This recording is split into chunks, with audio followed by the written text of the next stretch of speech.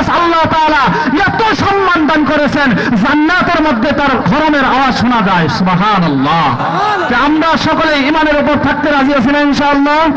আমি আপনাদের একটা মেসেজ দিতে চাই। আল্লাহর পয়গম্বর সাল্লাল্লাহু আলাইহি ওয়াসাল্লাম হাদিস শরীফের মধ্যে ইরশাদ করে গেছেন, এটা কোনো কথা আমার মুখের কথা নয়, আল্লাহর পয়গম্বর বলে গেছেন যে এমন একটা জামানা আসবে, হিন্দুস্তানের সঙ্গে তোমাদের যুদ্ধ হবে, হিন্দুস্তানের সঙ্গে তোমাদের জিহাদ হবে।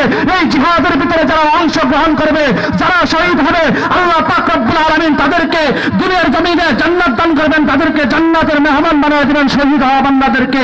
সুতরাং হিন্দুস্তানের সঙ্গে একটা লড়াই হবে মুসলমানদের। এই লড়াইটার সময় অতি শীঘ্রই আমাদের বাংলার জমিনের সঙ্গে লেগে যাবে। আপনারা প্রস্তুতি গ্রহণ করেন। আমরা ঢাকা থেকে আমরা দেখতেছি বাংলার কি অবস্থা, এই দেশের যে অবস্থা, যে আল্লাহর পয়গম্বর আমাদেরকে বাণী শোনায় গেছেন, হাদিস শোনায় গেছেন, এই হাদিস অনুযায়ী আর বেশি দেরি নয়। আল্লাহর পয়গম্বর বলে গেছেন হিন্দুস্তানের সঙ্গে তোমাদের যুদ্ধ হবে, এই হিন্দুস্তানের সঙ্গে যারা যুদ্ধে অংশগ্রহণ করবে, শহীদ হবে, আল্লাহ তাআলা তাদেরকে জান্নাত দান করবেন। বলেন সুবহানাল্লাহ।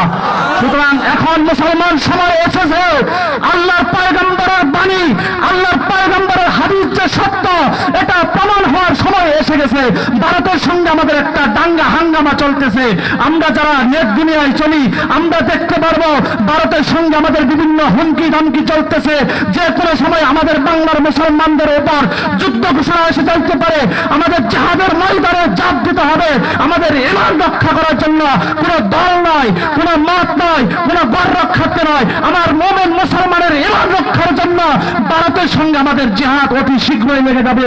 মুসলমান প্রস্তুত হয়ে যান। আল্লাহর পয়গম্বরের দিনকে, আল্লাহ তাআলার ধর্মকে বুলন্দ করার জন্য আমি মুসলমান হয়েছি, আমি কালেমা পড়েছি, আমি জন্মসূত্রে আমার ইসলামকে গ্রহণ করেছি, আমার পিতার ইসলামকে আমি আমার বুকের মধ্যে লালন পালন করেছি। আমরা যেই ধর্মের ভিতরে আছি, এই ধর্ম থেকে আমাদেরকে চুল পরিমাণ সরাইয়া দিবে, চুল পরিমাণ পিছনে হটাই দিবে এমন কোন বাপের বেটা দুনিয়ার জন্ম নেই নাই, এমন কোন বাপের বেটা আজও পর্যন্ত জন্ম নেই নাই।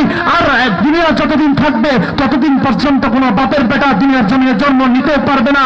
সুতরাং এমন ভাবে প্রস্তুতি গ্রহণ করুন, যদি কোন কাফের খ্রিস্টান, যদি কোন পার্শ্ববর্তী দেশ আমাদেরকে ইসলাম থেকে হটাই দিতে চায়, মুসলমান থেকে আমাদেরকে সামান্য পরিমাণ চুল পরিমাণ পিছনে হটাই দিতে চায়, তাহলে খোদার কসম ঘরে ঘরে সকল মুসলমান প্রস্তুতি হয়ে যান, যুদ্ধের ময়দানে ঝাঁপিয়ে পড়বেন। প্রয়োজনে প্রত্যেকটা ঘরকে ক্যান্টনমেন্ট হিসাবে বানিয়ে নেবেন, প্রয়োজনে প্রত্যেকটা মহল্লা ক্যান্টনমেন্টে পরিণত করবেন, প্রয়োজনে প্রত্যেকটা মাদ্রাসা মসজিদকে জিহাদের ময়দান হিসাবে ঘোষণা করবেন। আল্লাহর পয়গম্বরের দিনকে আল্লাহর এই জমিনের ভিতরে বুলন্দ রাখার জন্য কে কে তৈরি আছেন হাত উঠায় আল্লাহকে দেখান। আল্লাহ পাক রব্বুল আলামিন আমাদের সমস্ত মুসলমানদেরকে কবুল করুন। আসসালামু আলাইকুম ওয়া রাহমাতুল্লাহি ওয়া বারাকাতুহু।